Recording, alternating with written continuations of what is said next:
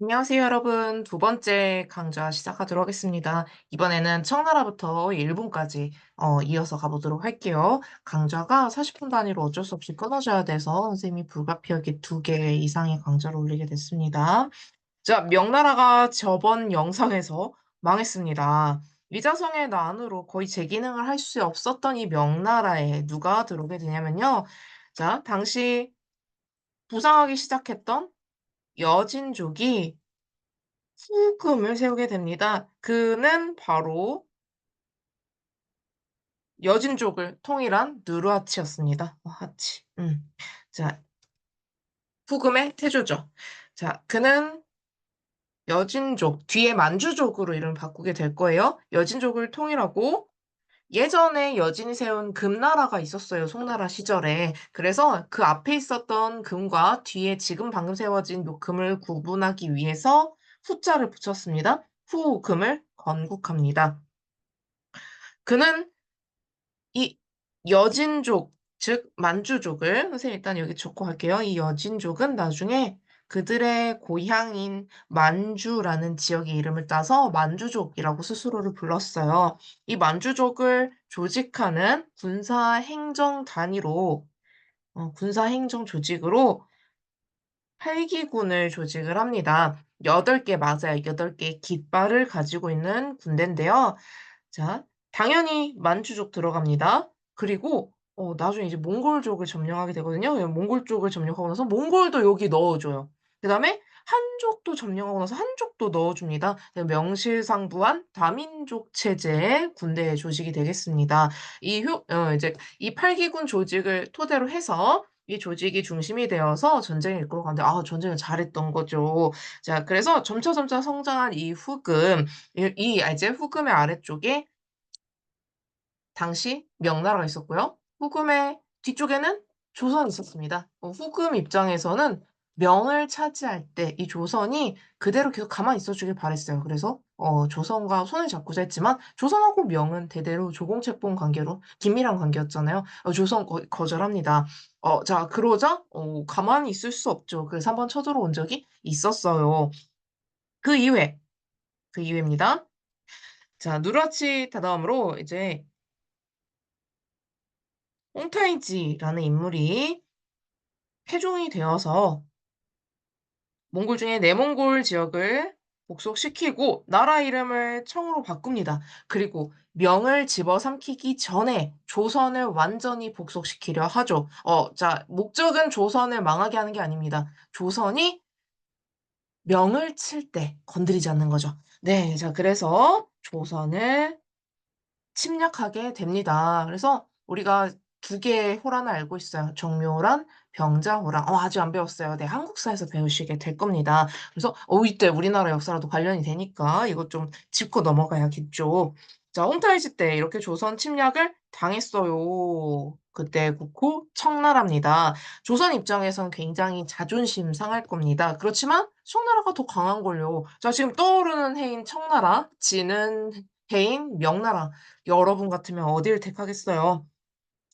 여기서 이제 광해군 스토리도 나온 건데 일단 생략하고 자, 여러분 명나라는 지금 이미 이자성의 난으로 지정신이 아닙니다. 요런 상황에서 명이 멸망하고 그다음에 이 청나라의 군대는 베이징에 무혈 입성하게 됩니다. 이렇게 해서 명을 꿀꺽 집어삼켰어요. 그렇지만 아직 명의 잔존 세력이 남아 있습니다. 계속해서 명을 부활시키려 했고요. 저 멀리 있는 조선도 이 부활하는 명을 어떻게든 도와주려고 하는 마음 가득 있었어요. 자, 청은 지금 현재 몽골 쪽도 그리고 남아있는 명의 세력도 다 진압해야 되는 그런 상황이에요. 자, 그런데 마침 3명의 황제가 연달아 최고 성군이 등장하는 겁니다. 여러분, 세종대왕 3명 있다 생각해 보세요. 연이어서. 나라 최고 전성기 누리지 않겠어요? 네, 첫 번째 황제는 강희제였습니다. 그는 국내에 있었던 청나라에 반대하는 명나라를 부활시키고자 했던 세력들을 진압함으로써 안정을 누리게 되고요. 자, 그리고 그때쯤에 서서히 서서히 시베리아를 건너서 영토를 확장해서 얼지 않는 항구를 아시아에서 얻어보려고 기웃기웃거리고 있었던 러시아가 청나라랑 국경을 맞대게 됩니다. 그래서 자꾸 이제 선을 넘어오는 거죠, 청나라의 영역 안으로. 그 때문에 청과 러시아 사이에 국경에서 충돌이 일어나게 되고요. 이들은 국가 대 국가로서 대등하게 조약을 체결하게 됩니다. 청나라 입장에서 중국 역대 왕조 입장에서 여태까지 이렇게 대등한 조약을 체결해 본 적이 없었거든요. 네. 이 조약의 이름은 그 지역의 이름을 따서 네르친스크 조약이라고 합니다. 청과 러시아 사이의 국경을 확정한 조약이에요. 자, 이렇게 강희제 때 기반을 닦고 이다음 황제는요, 옹정제예요. 자, 옹정제 때는 황제권을 훨씬 더 강화합니다. 여기에 자, 현재 지금 중국은 중화 안에는 한족이 아니라 만주족이 중국을 차지하고 있습니다. 그러다 보니까 기존에 이런 생각을 갖고 있었던 사람들 '중국이 세상의 중심이지.'라는 생각을 갖고 있었던 사람들 입장에서는 그 중국이 만주족은 아니었던 거예요. 그래서 '얘가 무슨 중화야.' 이런 식으로 생각했습니다. 자, 그는 아니거든. 청도 중화가 될 수 있거든. 새로운 화의 사상을 제시를 합니다. "중원에서 태어난 한족만이 진짜 중화지, 세상의 중심이지."라고 말한 아니지. 꼭 반드시 중원에서 태어나야만 그건 이상하지 않니? 태어난 게 뭐가 중요해. 진짜 다스릴 수 있는 덕이 있어야 진짜 세상의 중심이라 할 수 있지 않겠니? 라고 하는 새로운 뉴 이화의 사상을 제시함으로써 만주족이 지금 현재 중국을 통치하고 있죠. 이것을 사상적으로 정당화를 합니다. 자, 옹정제가 이렇게 황제권을 강화해 놓고 마지막 걸륭제입니다. 걸륭제 때는 역사상 최대 영토를 달성합니다. 자, 여러분 영토 좀 볼게요. 자, 몽골 지역 칭하이라고 되어 있죠? 청해 지역이 있고요. 칭하이 지역, 신장, 지금 현재 여기가 신장 티베트 자치구라고 되어 있는데요. 네, 신장 티베트 자치구 요 지역. 자, 기존의 중국사에서는 여기가 많이 포함이 안 돼 있었어요. 근데 이 지역을 다 포괄하게 됩니다. 영토 굉장히 넓어졌죠. 그리고 여러분 이 지도 굉장히 익숙할 거예요. 현재 중국의 지도랑 매우 흡사합니다. 네. 청나라 때 이 최대 영토 기준으로 오늘날 중국이 이 영토를 그대로 대부분을 물려받았다. 이렇게 생각하시면 되겠습니다. 자, 그리고 걸륭제는 문화적으로도 굉장한 업적을 세우게 되는데요. 당대 고증학의 발달로 여러 가지 학문과 문화들을 총집대성을 합니다. 보통 성군들이 이런 문화 사업을 많이 하거든요. 어마어마한 백과사전, 총서입니다. 사고, 전설을 집필하게 합니다. 명령을 내린 거죠. 양이 굉장히 많아요. 그래서 여러분 교실 가득 채울 정도로 엄청나게 많은 양의 책을 만듭니다. 이 안에는 세상의 모든 당시의 최신 지식들이 다 들어 있는 거죠. 자, 이렇게 청나라 지금 잘 나가는 이야기까지 봤습니다. 망하는 이야기 안 하냐고요? 여러분 그건 근대에서 확인하도록 할게요. 자, 청나라 후반은 청말은 근대로 넘어가겠습니다. 자, 청의 외교 스타일 보겠습니다. 명나라의 대외 관계랑 좀 비교를 해 볼게요. 명나라 때는 조선, 일본, 베트남 즉 조선과 베트남 같은 주변 국가들과는요. 조공 책봉 관계를 가지고 있었습니다. 청도 마찬가지로 화의 사상, 중화 사상을 갖고 있었기 때문에 네, 조선, 베트남과 이 관계를 고대로 가져가려고 합니다. 조공 책봉 관계를 그대로 유지를 하고요. 당시에는 공무역이 메인이고 사무역 일반 개인들이 하는 무역들은 몰래 이루어집니다. 국경에서 몰래 이루어지기 때문에 네, 조공을 바치는 식으로 물자가 가고요. 그다음에 이 조공에 대한 답례품으로써 물자가 옵니다. 이런 무역을 조공무역이라 합니다. 조선과 베트남은 청과의 조공무역을 통해서 청과 교역을 할 수 있었다는 거예요. 자, 반면에 다른 나라들도 청나라의 여러 가지 물품들 정말 간절히 바랍니다. 이 시대에 여러 가지 물품들인데 어떤 것들이 있었냐면 대인기 물품들 희단 옛날부터 유구하죠. 도자기. 자, 그리고 차 문화가 중국뿐 아니라 서양에도 퍼지게 되면서 차와 같은 것들 또 그 외에 면직물 같은 수공예품들이 서양 사람들이 원하는 물건, 중국의 물건이었어요. 자, 중국과 교역은 하고 싶은 사람들은 많은데 청 입장에서는 '우린 굳이 너희랑 교역할 이유를 모르겠는데?' 이런 입장이에요. 그래서 네, 맞아요. 청이 갑입니다. 서양이 지금 현재 을입니다. 청이 허락해 주는 데서만 무역을 할 수 있었어요.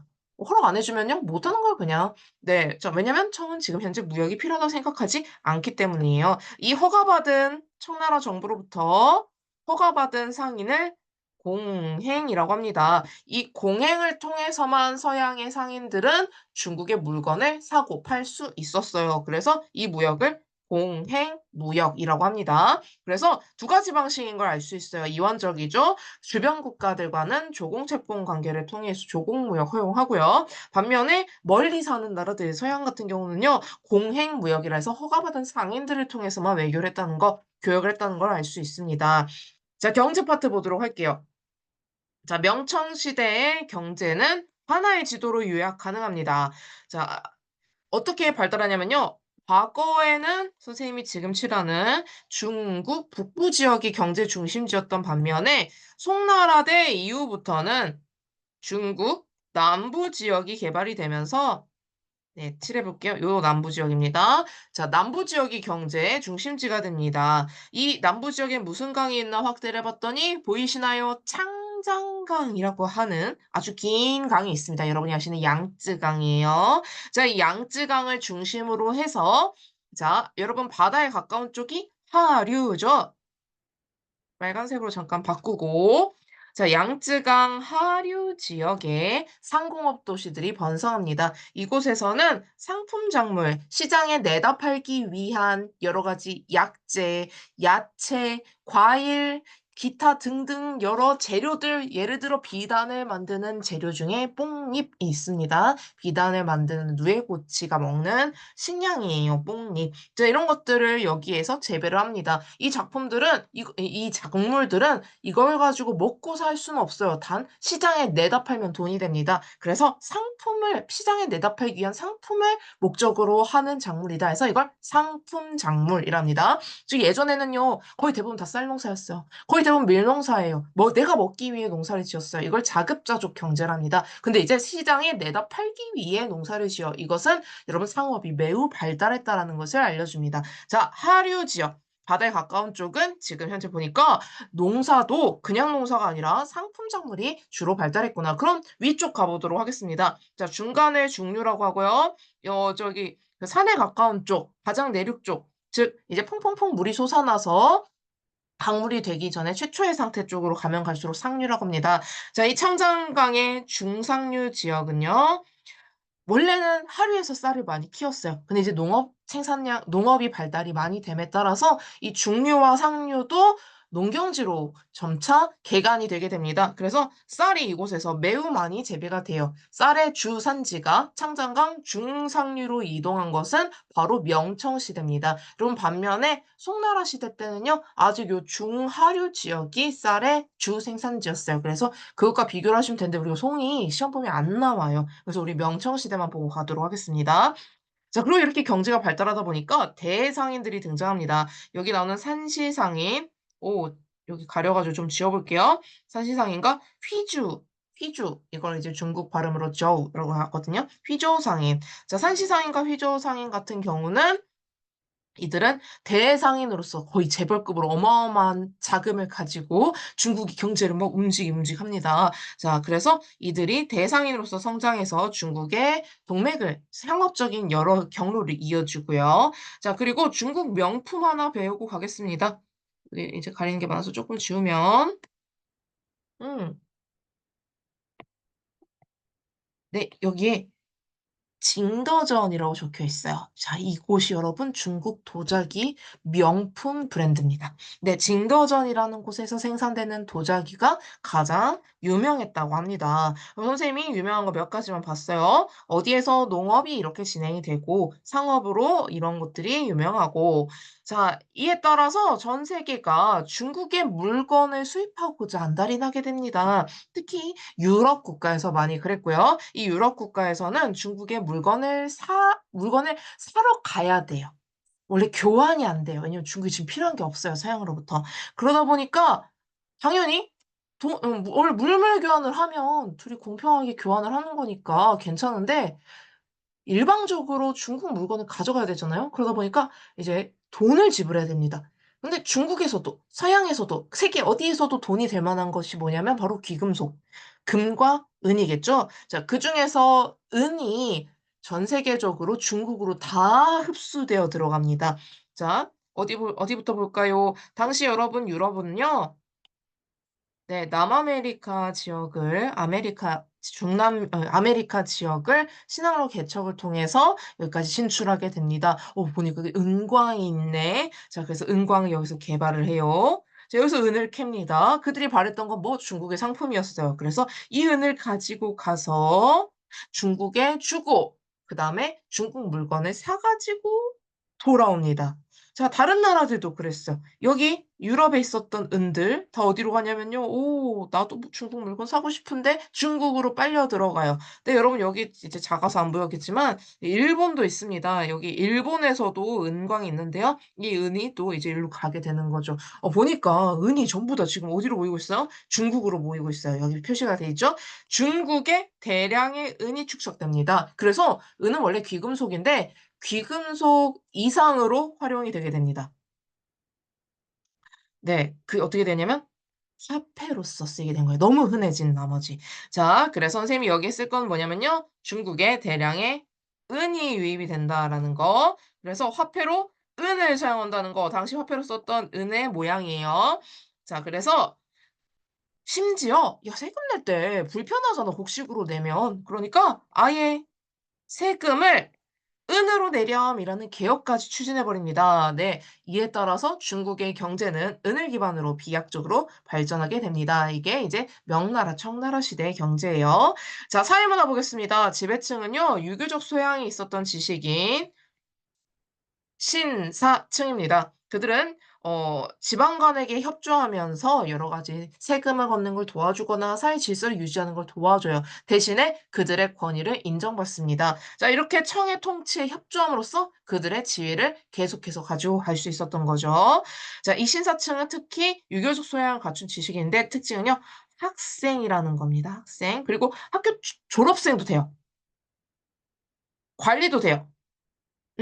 그다음에 전직 관리, 현직 관리 다 됩니다. 자 즉 관리가 될 수 있는 후보자까지 전부 다 포함한 계층의 의미가 바로 신사입니다.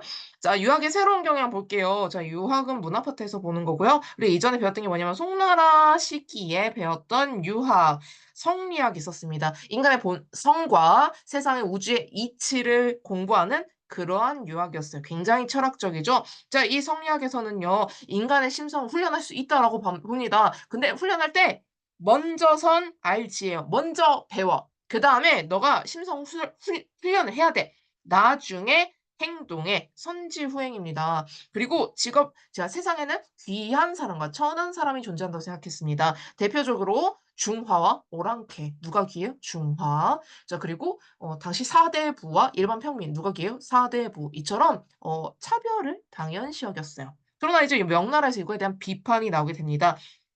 그 비판적인 학문을 왕양명이라는 사람이 주장했기 때문에 양명학이라고 합니다. 자 그는 여기 선생님 평등을 써 놨죠? 네. "모든 사람들은 다 깨달으면 성인이 될 수 있다."라고 하면서 평등을 주장해요. 그럼 성리학자들이 생각할 때 이거 좀 위험한 사상인데?' 이렇게 생각하겠죠. 그뿐만 아니라 자 먼저 배우고 나중에 행동하면 언제 수련하냐 이거예요. 자 이것이 마치 핑곗거리처럼 '나 지금 아직 완전히 배우지 못했으니까 지금은 실천 안 할래.' 이런 게 됐기 때문에 그는 이렇게 말합니다. "아는 것과 행동은 합 하나로 합칠 수 있어." 그러면 배우자마자 바로 실천하면 되지. 미루지 말렴. 이러고 말하는 거예요. 자 양명학에 의해서 성리학이 비판되긴 하는데요. 여러분 명나라의 양명학이 유행했다는 건 아닙니다. 일부 사상이에요. 명나라는 성리학이 관학화된 시기입니다. 그래서 메인 사상은 성리학이고요. 양명학이 등장했다라는 것까지만 보겠습니다. 자 청나라 시절이 되면요. 여러분 만주족이 지배계층이에요. 모든 학문은 정치적인 비판을 할 수 있어야 됩니다. 근데 만주족이 "비판하면 알지?" 이러고 있는 거야. 그러면 감히 말을 못 꺼내죠. 말 꺼내면 어딘가 잘리는 거예요 여러분. 네. 그렇기 때문에 청나라 시기 지식인들은 숨을 팍 죽입니다. 현실 정치에 대해서 완전히 무관심한 척 또는 무관심합니다. 대신에 연구는 계속해야 되잖아요. 그래서 그들은요. 이게 진짜 왜 일어나는 걸까? 왜 청나라는 만주족은 저런 식으로 정치를 하는 걸까?'라고 하지 않고요. 네. 자, 방향을 돌립니다. '이 현상은 왜 일어나는 걸까? 이 현상이 일어나는 이유는 뭘까? 이게 왜 이렇게 되는 걸까?' 네. 여러분 이런 식으로 사고를 하면요. 과학이 발달해요. 네. 실제 증거를 추적하는 방식, 실증적 연구 방법을 채택한 결과 학문이 발달하죠 이래도. 네. 이것을 뭐라고 하냐면요. 생각할 고, 증거를 생각해 본다는 소리입니다. 증거증, 고증학이라고 합니다. 이 고증학의 결과 이때 당시 편찬됐던 책이 사고 전서라고 하는 백과전서 총서였던 거죠. 자, 이 고증학이 유행하던 시기는 바로 청나라였다. 자, 그럼 우리가 문학까지 다 봤습니다. 이거 안 했어. 자, 청의 중국지배 방식 선생님 빼들어 놓고 갔기 때문에 지금 할게요. 자, 네, 네모칸을 치고 싶었어요. 네. 청나라의 중국집의 특징은 다원적 통치입니다. 잠깐만요. 선생님 노트북 배터리가 14% 남았어요. 할 수 있을까? 네. 자, 첫 번째 청나라는요. 유목민이 세웠죠. 만주족이에요. 유목사회 플러스 중국, 원래 중국은요 농경민 사회입니다. 즉 유목사회와 농경사회를 합친 거기 때문에 똑같은 방법을 쓸 수 없어요. 여러 가지 방법을 써야 됩니다. 유목민은 유목민한테 맞게, 농경민은 농경민에게 맞게. 즉 유목민에게 있어서 청의 군주는 칸이에요. 그렇지만 농경민에게 있어서 청의 군주는 황제여야 합니다. 자, 그래서 여러분 다원적 통치 이런 의미예요. 한족을 통치할 때는요. 직접 강하게 세게 통치할 겁니다. 왜냐하면 자, 만주족은 되게 쪼끔이에요. 한 요 정도? 소수입니다. 소수의 만주족이 이만큼 되는 다수의 한족을 지배해야 되니까 여러분 이거 스파르타 비슷하죠? 그러면 어떻게 통치할 것 같아? 나섰잖아 엄격하게. 네, 맞아요. 그 때문에 네, 당근과 채찍 정책 씁니다. 자, 요거 여러분 의외로 채찍이에요. 네, 채찍 정책이 아니라 강경책. 네. 감히 반란을 일으키지 못하게끔 꽉 눌러 놓는 거예요. 자, 대표적으로 "만주족 비판하면 죽어."입니다. 만주족 비판 금지. 자, 그리고 "만주족 스타일 너도 만주 사람이 돼야지."라고 하면서 앞머리 이렇게 미는 거 아시죠? 뒷머리 떴고 변발 강요하고요. 그 외에도 이제 그 만주족이 입었던 옷을 호복이라고 합니다. 호복을 강요합니다. 자, 또 무엇이 있냐면 그렇지만 언제나 채찍질을 하면은 말도 여러분 채찍 계속 당하면 거품 물고 쓰러지죠. 네, 그렇기 때문에 당근 정책이에요. 당근 정책이 아니라 여러분 뭐라 쓰면 돼요? 회유책.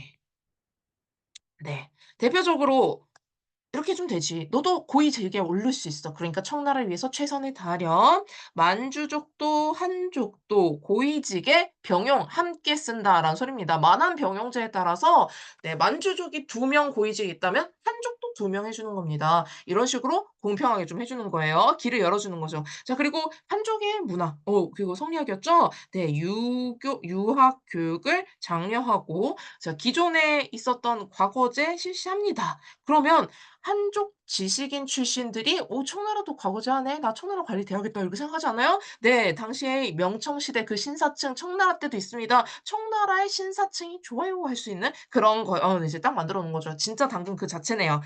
네. 반면에 여러분 청나라는요 영토를 매우 많이 확장했습니다. 주변 지역, 특히 소수민족 예를 들어서 티베트, 신장, 몽골 몽골 아니지. 티베트, 신장 저기 서남 이쪽 지역입니다. 아까 배웠던 요쪽 지역입니다. 자, 요쪽 지역은요. 이전에 여기를 직접 통치한 적이 별로 없었기 때문에 네, 간접 통치로 이 지역의 특징을 인정해 주고 특성 인정해 주고 "그래 너 기존에 다스리고 있었니? 그럼 계속 다스리렴. 대신 내 말을 잘 들으렴." 하고 통치를 하는 거예요. 즉 토착 지배자를 인정해 줍니다. 그리고 그 지역의 관습도 인정해 주고요. 종교도 인정해 줘요. 그러다 보니까 한족은 굉장히 세게 다스리는데 주변부 지역은 굉장히 좀 유순하게 느슨하게 통치하는 걸 알 수 있어요. 통치 방식이 한 가지인가요? 여러 가지죠? 이것을 다원적 통치 방식이다라고 말합니다. 이렇게 해서 여러분 청나라가 지금 잘 나가는 시기까지 딱 봤어요. 청나라 망해가는 것은 좀 길어요. 이거 나중에 2학기 때 보도록 하고요. 여러분 일본사 빠르게 보도록 하겠습니다. 자, 일본 볼게요. 중국 한반도 선생님 같이 써 놨거든요. 여러분 이거는 그냥 참고용이고 여러분 여기는 하얀색 위주로 봐 주세요, 일본사. 자, 일본 헤이안 시대는 안 배웠으니까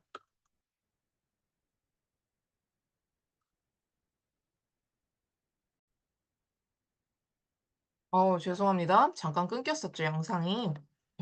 노트북 꺼지려 그래 가지고 긴급히 배터리 충전하고 다시 시작합니다.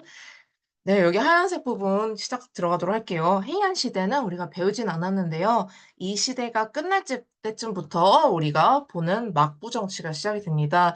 해안 시대가 끝나면서 조정은 힘을 잃고요. 치안은 악화됩니다. 말이 어렵죠? 네, 강도가 들끓고 도둑이 들끓고 막 서로 죽이고 난리가 났다는 소리예요. 즉, 나라는 이걸 막아줄 일반 백성을 위해서 막아줄 능력이 없는 상태. 그렇다면 스스로 본인을 지켜야 됩니다. 스스로 본인을 지키기 위해서 무장한 사람들, 그들을 무사, 일본어로 사무라이라고 합니다. 자, 무사가 등장해서 지배계층이 되는 요 시기가 바로 막부 정치 시기입니다. 올려야겠다. 막부 정치입니다. 자, 여러분, 막부 정치에서는 이렇게 말해요. 통치 체제가 지금 이원적입니다. 일본의 왕, 천황이라 하죠. 자, 천황과 그 신하들이 들어있는 조정이 원래는 정치의 핵심이야 하는데, 자, 무사가 지금 실세예요. 자, 그래서 네. 군 사령관이나 다름없는 사람, 장군이죠? 네, 쇼군이라고 부릅니다. 이 쇼군이 거느리고 있는 그의 무사 집단, 이 막부가 정치의 실세를 점하고 있는 겁니다. 명목상으로 천황이 있어요. 그렇지만 실제 정치는 이 쇼군의 막부가 좌지우지한다. 그래서 이 정치 시대를 막부 정치라고 부릅니다. 자, 우리가 배워야 될 막부가 세 가지 있습니다. 첫 번째 막부는요. 바로 막부 정치를 연 미나모토노 요리토모가 개창한 가마쿠라에 열었어요. 그래서 가마쿠라 막부라고 부릅니다. 이걸로 쓰고 싶었어. 가마쿠라 막부입니다. 이 가마쿠라 막부는요. 쇼군을 최고 위에 두고요. 쇼군 그 아래 부하 무사들이 땅을 받아서 쇼군에게 충성하는 주종 관계를 형성합니다. 우리 이런 거 어디서 배운 적 있어. 땅을 받고 충성을 다하면서 군사적 봉사를 바쳐. 이게 뭐지? 주나라? 봉건제와 매우 유사하죠? 네, 일본에도 봉건제가 있었어요. 단 주나라의 차이점은 쇼군과 부하 무사는 혈연 관계가 아닐 수도 있어요. 자, 그리고 이들은 주나라는 반드시 무사가 아니었죠. 그러나 이들은 무사 집단입니다. 그래서 그 차이점이 있습니다. 자, 이렇게 봉건제와 무사 정권 결합한 이런 구조가 이때 이제 형성이 되게 됩니다. 근데 이제 이 가마쿠라 막부는요, 여러분 이제 중국사랑 같이 보자면 원나라식이에요. 원나라가 이때 당시 고려 침공합니다. 고려? 당해요, 당해요. 원간섭기입니다, 고려는. 원나라가 시키는 대로 해야 돼요. 눈치 봐야 돼.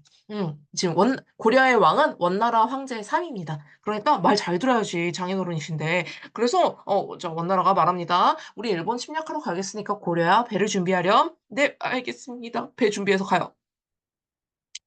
배 준비해서 갑니다.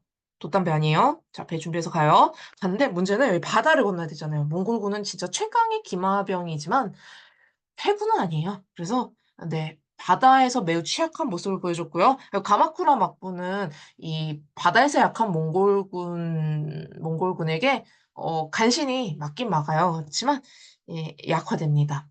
물론 태풍이 막아주긴 했지만 가마쿠라 막부도 막았겠죠. 그래가지고 이거에서 힘을 너무 많이 쓰게 됩니다. 그 결과 네. 자, 이 가마쿠라 막부가 무너지고 아시카가에 의한 무로마치 막부가 세워지게 됩니다. 이 무로마치 막부 시기에는요, 원명 교체가 이뤄지게 돼서, 명나라입니다. 맞아요. 그 고려도 이제 교체됐어요. 조선이 됐습니다. 그럼 무로마치 막부 입장에서 굳이 옛날에 원한을 막 들고 와가지고 싸울 필요가 없죠. 오히려 교역을 하면 더 이득입니다. 그래서 무로마치 막부는 명나라와 사이좋게 고려와 조금이라도 사이좋게 해서 많은 이득을 취하는 명조선과의 무역을 택했습니다. 그런데 무로마치 막부가 계속 있었다면 모르겠는데 무로마치 막부도 언젠가 약해질 겁니다. 그래서 그 아래에 있었던 여러 영주들이 내가 바로 무로마치 막부 뒤를 잇는 쇼군이 되겠어. 라고 하면서 서로 싸우기 시작합니다. 근데 그 세력이 좀 많네. 자, 만인에 의한 만인의 투쟁. 우리가 예전에 배운 적 있습니다. 중국은요, 춘추 전국시대가 있었죠? 네. 일본도 전국시대가 있었어요. 한 100년 있었어요. 전국시대를 일본어로 읽으면 센고쿠 시대라고 합니다. 아, 이 혼란의 시기를 통일한 영웅이 드디어 등장하게 됩니다. 일본 입장에서 영웅이죠. 그 이름은 도요토미 히데요시. 우리 책에 이름까지만 나오기 때문에 어떻게 통일했는지 이야기 생략하도록 하겠습니다. 자, 토요토미 히데요시는요, 통일하고 나서 수많은 무사들, 위안 무사들의 불만을 이렇게 해결하려고 합니다. "얘들아, 싸우지 말렴. 우리의 목적, 우리의 적은 어디 있니? 바깥에 있단다." 자, 그렇게 하면서 여러분 여기 보시면 조선을 침략하러 갑니다. 그 목적은 뭐였냐면 "우리 명나라를 치러 갈 거니까 조선아 길을 비켜 달렴."이었어요. 여러분 앞에서 배운 적이 있었죠? 이 전쟁 이름은 임진왜란이었습니다. 나중에 이게 또 결렬돼 가지고 다시 일어난 이 왜란을 정유재란이라고 해요. 이로써 조선은 전쟁터로서 완전히 털리고 거의 빈사 직전, 완전 그로기 상태, 죽기 직전까지 가게 된 겁니다. 명나라도요. 네. 너무 돈 많이 썼어. 그래 가지고 무너지게 됩니다. 자, 지금 두 나라는 지금 엉망진창이 됐는데요. 일본은요. 이득이었어요. 여러 가지를 얻게 되고요. 그리고 도요토미 히데요시 말고 강력한 통일 후보 세력이 있었거든요. 그가 바로 누구였냐면 에도 막부를 세운 사람입니다. 네. 에도 막부를 세운 그는 이렇게 하기로 해요. 막부가 직할지를 쇼군이 직할지를 다스리고 나머지 지역 아예 그냥 나눠 버리자. 번으로 나눕니다. 자, 이래서 도쿠가와 이에야스는 막부와 번이 각각 있는 막번 체제를 만듭니다. 이거 봉건제랑 비슷한데요. 네, 봉건제긴 한데요. 이제는 쪼금 이름이 바뀐 거예요. 자, 막부와 다이묘가 다스리는 다이묘 영주입니다. 번이 있는 체제. 자, 요 체제의 치명적인 단점은요. 요 번에 있는 다이묘가 막부에 있는 쇼군을 하극상을 벌일 수 있다는 겁니다. 다이묘가 저 지방에 있다 보니까 세력을 길러서 군대 많이 만들어 가지고 쇼군 치러 오면 이거 방법이 없어요. 그렇기 때문에 네, 다이묘를 통제하기 위해서 네, 이 도쿠가와는 생각을 많이 했었어요. 에도 막부는 많이 생각을 해서 어떤 생각을 하냐면 '그래, 그러면 군대를 만들 수 없게끔 경제력을 소진시키자.' 그 제도는 산킨 후타이 제도라고 합니다. 다이묘에게 "너 1 년마다 매번 에도에 있거나 그다음 1 년은 너희 영지에서 각각 번갈아 가면서 생활해야 돼."라고 합니다. 그러면 이 다이묘는요, 에도에서 쇼군이 부르셨으니까 "네, 갑니다." 1년 동안 살기 위해서 가려면 바리바리 수많은 신하들을 이끌고 갑니다. 그 행렬은 무지무지 길었어요. 그러다 이제 경쟁이 붙습니다. "쟤네 행렬보다 우리 행렬이 더 길어야 돼. 그리고 쟤네 행렬보다 우리 행렬이 더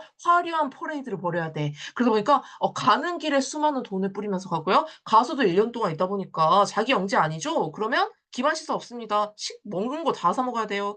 숙박도 해결해야 돼요. 그러다 보니까 네, 재정 소비가 너무 많다 보니 네, 몰락까지 가게 되는 거죠. 효과적으로 방어했네요. 물론 이거는 쇼군 입장에서 효과적으로 방어했다는 소리고요. 다이묘 입장에서 안 좋겠죠. 대신에 중앙과 지방을 왔다리 갔다리 왔다리 갔다리 하다 보니까 이런 장점이 있었어요. 중앙의 여러 가지 문화라든지 이런 것들이 지방으로 퍼져나간다거나 아니면 중앙에서 지방으로 길이 뚫리는 거예요. 그래서 여기에 교통과 상업이 발달하게 된다든가 이런 부가적인 장점도 있었습니다. 선생님 아래 마지막에 써 놓은 건요. 에도 시대 때 이제 발달했던 문화예요. 선생님 조닌 문화에 대해서 많이 언급하지 않았는데 오늘날까지도 요거 많이 유행하고 있습니다. 가부키, 우키요-에와 같은 것들이 바로 이 시대의 예술이다라고 보시면 되겠어요. 일본사 이렇게 막부 세계 보고 끝납니다. 여러분 이다음은요. 그리스 세계부터 들어가도록 할 거예요. 자, 그리스부터 로마까지 한 큐에 끝날 수 있도록 선생님 이번에는 힘써 볼 테니깐요. 네, 집중해서 다음 강의까지 들어 주세요. 감사합니다.